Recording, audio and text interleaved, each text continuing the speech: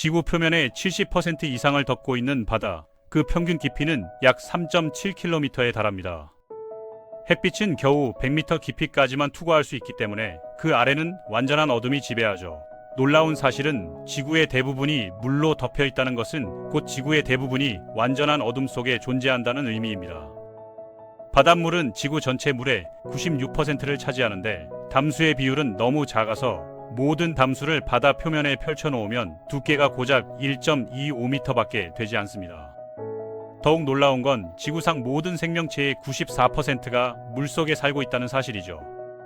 육지에 사는 우리 인간을 포함한 모든 생명체는 사실 극소수에 불과합니다. 우리가 알고 있는 세계는 생명의 관점에서 보면 예외적인 공간인 셈이죠.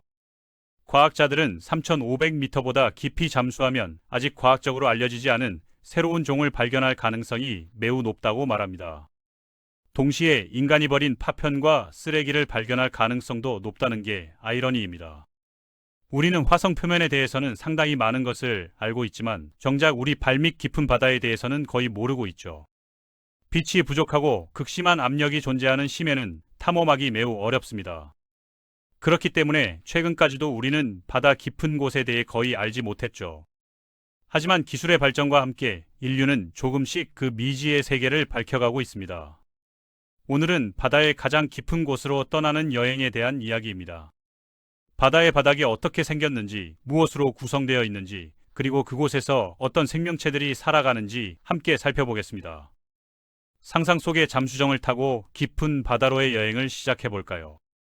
바닥에 도달할 때까지 중요한 지점마다 잠시 멈춰서서 그곳의 특징을 살펴보겠습니다. 40m 지점입니다. 이곳은 스쿠버 다이빙 장비 없이 진주 수집가들이 숨을 참고 다이빙할 수 있는 최대 깊이죠. 그 아래로 내려가면 물의 압력이 증가하면서 공기가 폐에서 빠져나가기 시작합니다. 레크리에이션 다이버들에게는 이 깊이가 안전한 한계선으로 여겨지는 이유입니다. 200m 지점에 도달했습니다.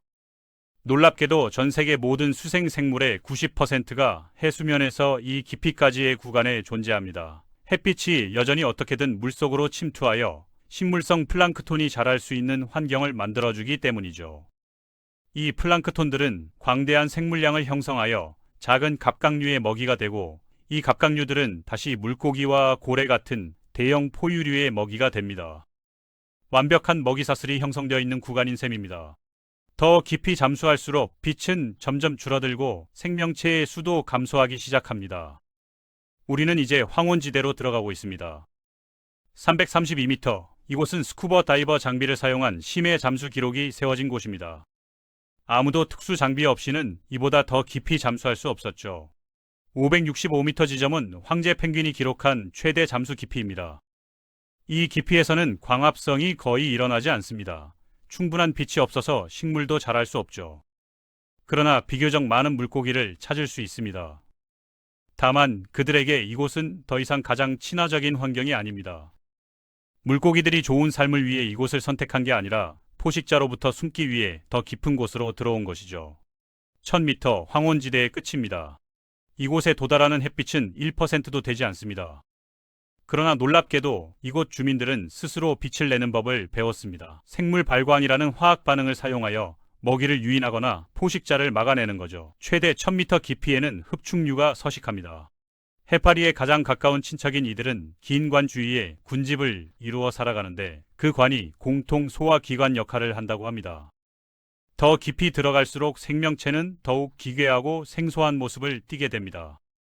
1027m는 군용 잠수함의 잠수 기록입니다. 군사 기밀로 분류되어 있지만 현대 잠수함 기술의 한계를 보여주는 지점이기도 하죠.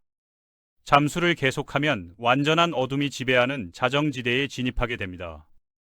이곳에서는 음식이 극도로 부족하고 해양 생물들은 에너지를 보존해야만 합니다. 대부분의 동물들은 적극적으로 사냥하지 않고 표류하며 바닷눈을 모읍니다. 죽은 물고기의 미세 입자, 식물 배설물, 먼지, 모래 같은 것들이죠.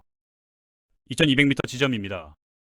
거대한 문어와 더 거대한 향유고래가 잠수하는 깊이죠. 때로는 이 둘 사이에 치명적인 싸움이 벌어지기도 합니다. 심해의 거인들끼리의 대결은 목격자가 거의 없지만 향유고래 몸에 남은 문어발판 자국이 그 격렬함을 증명합니다. 이곳에서는 다른 물고기를 먹이로 유인하기 위해 발광하는 지느러미를 가진 앙어를 볼 수 있습니다.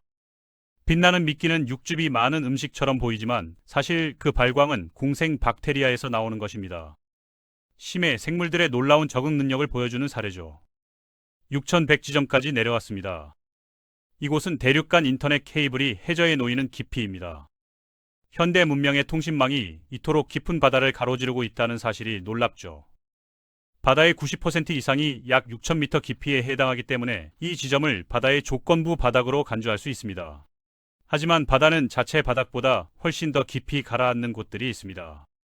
바로 유명한 해양 해구들이죠. 가장 깊고 유명한 곳들을 하나씩 방문해 보겠습니다. 마리아나 해구는 두 개의 지각판 경계에 위치해 있습니다. 한 판이 다른 판 아래로 섭입되면서 형성된 거대한 지형이죠. 필리핀 판 아래로 태평양판이 침몰하면서 만들어졌습니다. 현재의 형태로는 약 1억 8천만 년 전에 형성되었는데 이는 지질학적으로 비교적 최근이라고 할 수 있습니다. 당시 지구에는 최초의 포유류가 이미 육지에 존재하고 있었죠. 많은 사람들이 오해하는 것과 달리 마리아나 해구는 해저의 구멍이 아니라 2542km에 달하는 거대한 형성물입니다. 이는 미국의 유명한 그랜드 캐년 길이의 5배가 넘는 규모죠. 또한 비교적 좁아서 평균 폭이 약 70km 정도입니다. 10,000m가 넘는 가장 깊은 곳이 여러 군데 있다는 것은 놀라운 일이 아닙니다. 그 중에서도 챌린저 심연이 가장 유명하죠. 괌섬에서 340km 떨어진 해구의 남서쪽에 위치하며 다양한 데이터에 따르면 최대 깊이는 1028m에서 1034m 사이입니다. 해수면 아래에서 두 번째로 깊은 곳도 마리아나 해구에 있습니다. 챌린저 심연에서 동쪽으로 200km 떨어진 사이렌 심연이죠. 최대 깊이는 1809m로 챌린저 심연보다 약간 얕습니다. 흥미롭게도 가장 깊은 곳이 지구 중심에 가장 가까운 곳은 아닙니다. 우리 행성은 완벽한 구형이 아니라 적도를 따라 불룩 튀어나와 있고 극지방이 약간 납작하기 때문이죠. 극지방의 반지름은 적도의 반지름보다 약 25km 짧습니다. 따라서 북극해 해저는 그 엄청난 규모 차이 때문에 챌린저 심연의 바닥보다 지구 중심에 더 가깝다고 할 수 있습니다. 마리아나 해구는 조건의 극적인 변화가 있는 특별한 환경을 가지고 있습니다. 예를 들어 깊이가 단 414m인 가장 얕은 곳에는 다이코쿠 화산이 있습니다. 이곳에서는 희귀한 현상인 순수한 용융 유황 호수를 관찰할 수 있죠. 검은 물질이 섭씨 187도에서 끓고 있는 모습은 마치 지옥의 한 장면 같습니다. 훨씬 더 놀라운 곳은 블랙 스모커라고 불리는 열수 분출공입니다. 약 1600m 깊이에서 수백 기압의 압력으로 최대 섭씨 450도의 온도로 고도로 미네랄이 함유된 물이 뿜어져 나옵니다. 가설에 따르면 10억 년 전 이런 검은 연기가 나는 해구가 바다에서 생명의 요람이 되었다고 합니다. 오랫동안 과학자들은 마리아나 해구에서 생명이 존재할 수 있는 곳은 비교적 얕은 깊이에서만 가능하다고 믿었습니다. 챌린저 심연의 맨 아래에 있는 높은 압력과 약 섭씨 1도의 온도는 모든 생명체에게 적대적인 조건으로 간주되었죠. 그러나 최초의 유인 탐험은 그렇지 않다는 것을 증명했습니다. 두 명의 탐험가 자크 피카르와 돈 월시는 1960년 챌린저 심연을 방문한 최초의 사람들이었습니다. 그들은 심해 연구용 바티스카페 트리에스테오를 타고 5시간 만에 1918m까지 내려갔죠. 이 지점에서 탐험가들은 20분을 보냈지만 장비에서 솟아오른 실트 구름 때문에 거의 아무것도 보지 못했습니다. 그러나 그들은 탐조든 빔에서 넙치를 발견했습니다. 그렇게 깊은 곳에서 생명의 흔적을 발견했다는 것은 과학적으로 매우 의미 있는 일이었죠. 하지만 물고기 한 마리를 발견했다는 것만으로는 확실한 결론을 내릴 수 없었고 과학계는 다음 탐사를 기다려야 했습니다. 1995년 3월 24일까지 기다려야 했습니다. 그날 일본 탐사선 카이코가 침몰의 최대 깊이까지 내려가 1911.4m 수위를 기록했죠. 카이코는 미사 샘플도 가져왔고 과학자들은 그 안에서 미세한 생물을 발견했습니다. 아미노페라라는 광물 골격을 가진 단세포 유기체였죠.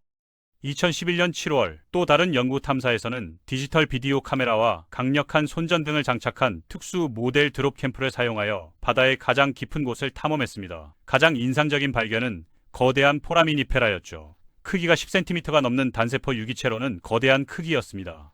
일반적인 단세포 생물이 현미경으로나 볼 수 있는 크기인 것을 생각하면 놀라운 일이죠.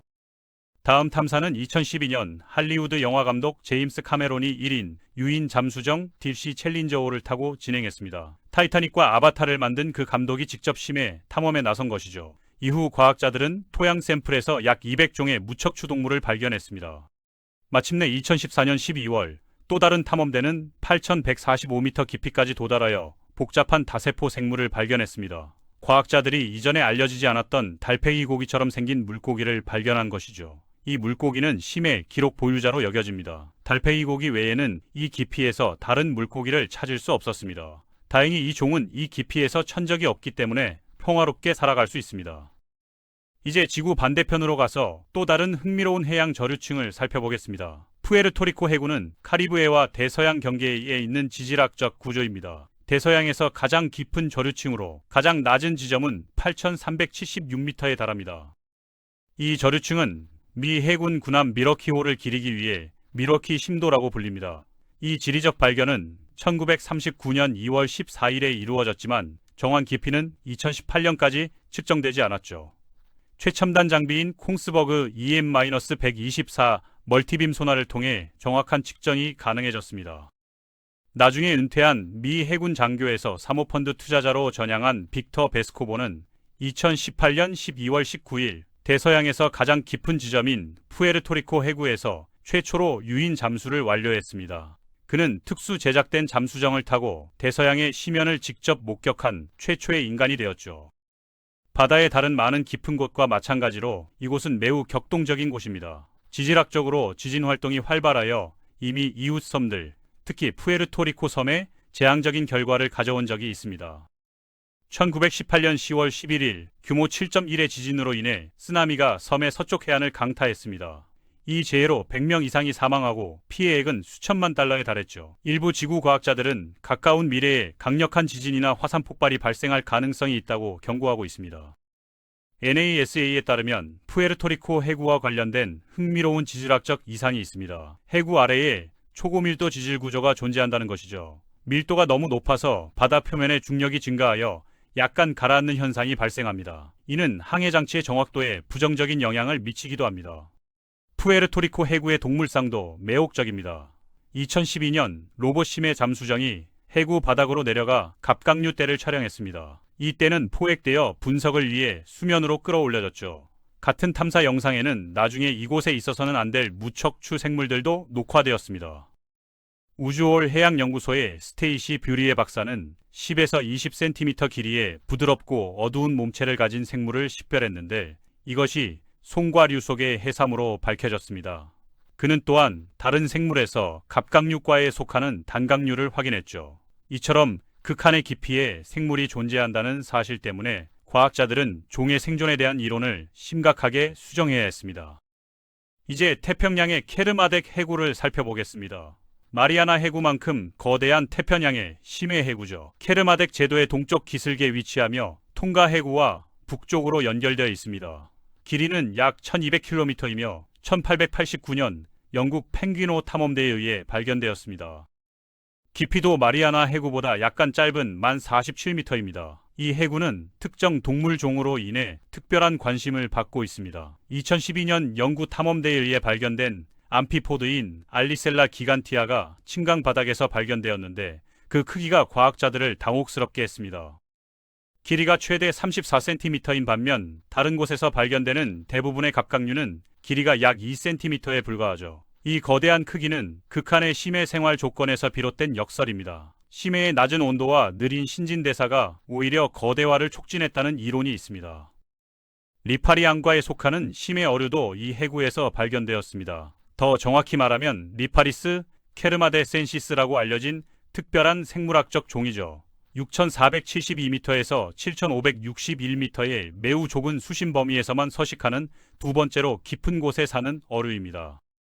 케르마덱 해구에서 진주어를 발견한 것은 큰 화제를 불러일으켰습니다. 이 물고기는 8,200m에서 8,300m 깊이에서 발견되었는데 일반적으로 진주 물고기는 1,800m에서 2,000m 깊이의 표면과 훨씬 가까운 곳에서 살기 때문에 이것은 특이한 발견이었습니다.